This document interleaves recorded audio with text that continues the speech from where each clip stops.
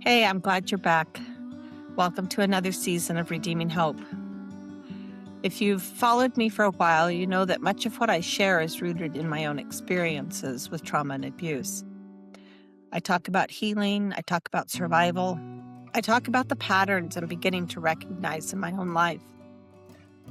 I'm not a mental health professional. I'm a survivor, an educator, a writer, a musician, and perhaps most importantly in this space, I'm a fellow traveler. And this season, I want to explore something that feels very personal to me. I'm calling this season Discovering Who I Am. I chose those words carefully. I did not call it Finding Myself Again, or I did not call it Returning to Myself. I cannot return to someone I never really had the opportunity to know. My trauma began when I was very young. My brother's abuse began so early in my life that I cannot separate my childhood development from the experiences that shaped it. I will never know who I might have been without that abuse. I've thought about it. Would I have been an introvert? Would I have been more confident? Would I have trusted people differently? Would I have approached relationships differently? Would I have been less afraid of judgment? Would I have learned to use my voice earlier?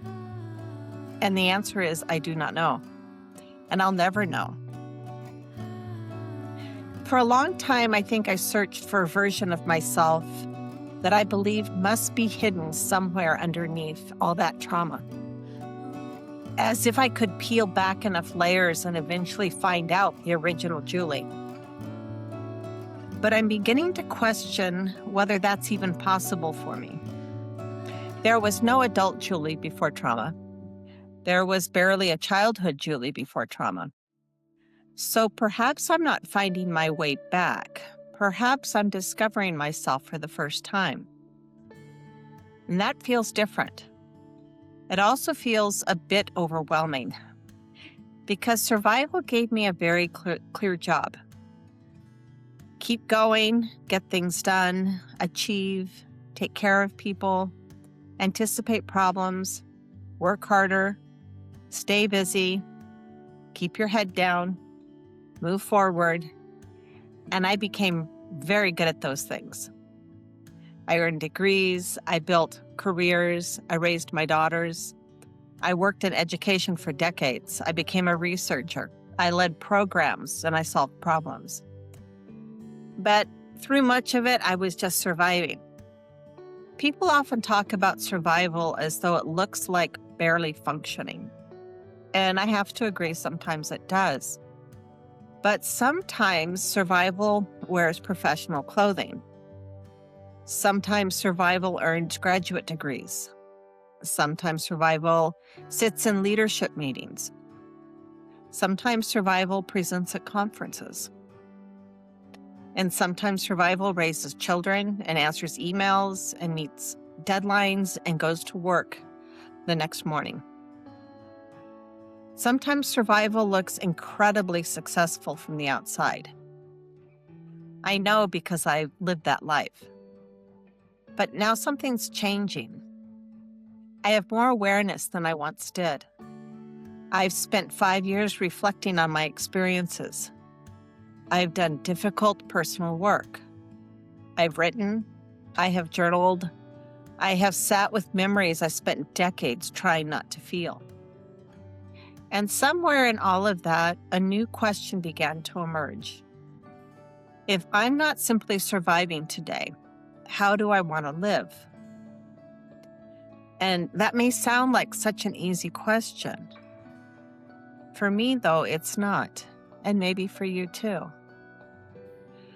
I am discovering that I've spent much of my life responding to what was needed. What did my family need?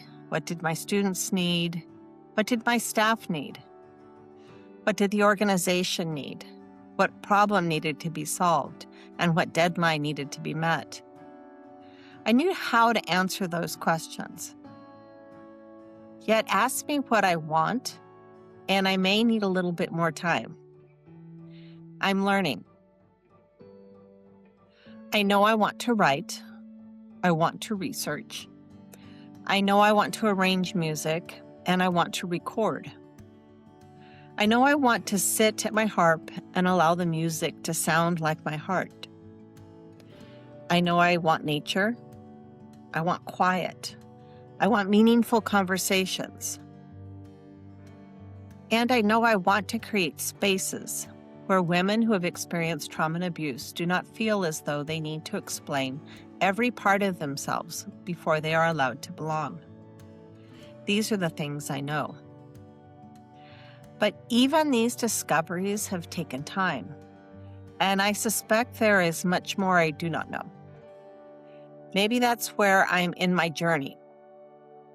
Survival is beginning to make room for discovery, and I'm not suggesting survival has completely left me. It certainly has not. I still move too quickly. I still struggle to give myself permission to take a day off. I still hear the internal voice telling me I'm wasting time when I'm producing something. I still find myself taking on too much. I still catch myself rushing toward the next idea before I have even finished the one sitting right in front of me. But now at least I notice. And noticing has become important to me. I can say, Julie, there you go again. You are rushing. You're trying to solve everything. You're moving because movement feels familiar. And then I have a choice. Not always an easy choice, but a choice. I continue moving in every direction, like a branch caught in the wind. Or I can come back to center. I wrote recently that rivers wander. They curve, they slow, they meet resistance, but they do not forget where they're going. I think I'm learning something from the rivers. Discovery does not have to happen all at once. I do not need to create a complete definition of who Julie is.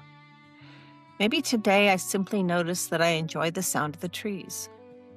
Maybe tomorrow I notice which piece of music I keep returning to. Maybe I recognize that a conversation left me feeling energized.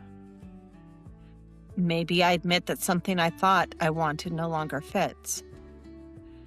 Maybe I give myself permission to change my mind. Perhaps discovering ourselves happens in these small observations. For women who experience trauma very early, the question, "Who were you before?" may not have an answer. I know it does not for me. So I am trying to ask a different question. Who am I discovering now? That's the question I want to carry through this season of Redeeming Hope. And perhaps you might carry it with me. You do not need to have an answer today. I certainly do not. And maybe you can begin noticing what interests you, what brings you joy, what feels peaceful, what makes you curious, what have you always wanted to explore, what parts of your life feel like choices you're making now rather than responses of what happened before. I am Julie M. Lane, and I'm still discovering who I am, perhaps for the first time. If you would like to continue walking alongside me, I invite you to subscribe to Redeeming Hope. You can find more on my writing and reflections at juliemlane.com. You can also learn more about my Redeemed community, a peer support space created for professional women who've experienced trauma and abuse. Remember, I am not a mental health professional. I am simply a fellow traveler walking alongside you on a shared healing journey. I hope you will join me next time as we talk about something I've had to acknowledge with great honesty. I will never know who I might have been. Until then, be kind to yourself. See you soon.